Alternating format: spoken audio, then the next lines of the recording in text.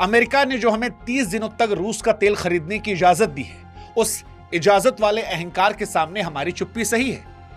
तो देखिए, इस पूरे विवाद को जड़ से समझना बहुत जरूरी है, क्योंकि अमेरिका के मंत्री का बयान सुनकर किसी भी भारतीय का खून खौलना लाजमी है। अमेरिका खुलेआम कह रहा है कि हम भारत को परमिशन दे रहे हैं ताकि वो रूस से तेल खरीद सके।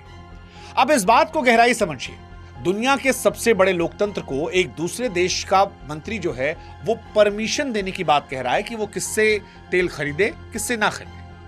अगर ये बात सच है तो ये सिर्फ एक बयान नहीं है, ये हमें आर्थिक रूप से गुलाम बनाने की एक सोची समझी साजिश है, क्योंकि आज के दौर में भारत कोई कॉलोनी नहीं है, एक आजाद मुल्क है।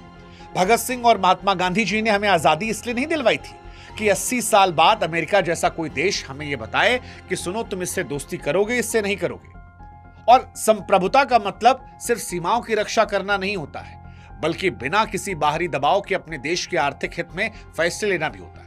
अब यहां पर कुछ लोग आकर यह कह सकते हैं कि सर, ऐसा हो सकता है कि सरकार खामोश इसलिए हो क्योंकि सरकार चुपचाप कूटनीति कर रही है, सरकार अपना काम कर रही है, डोनाल्ड ट्रंप बोल रहे हैं, वैसे भी कहावत है कि हाथी चले बाजार, कुत्ते भौंके हजार। देखिए, ये वाली बात आ सकती है कि डिप्लोमेसी जो है वो शोर मचाकर नहीं की जाती, पर्दे के पीछे होती है। लेकिन यहां पर सवाल डिप्लोमेसी से आगे जाकर राष्ट्रीय सम्मान का भी है, और जब बात राष्ट्रीय सम्मान की हो तो चुप्पी को रणनीति का नाम नहीं दिया जाता।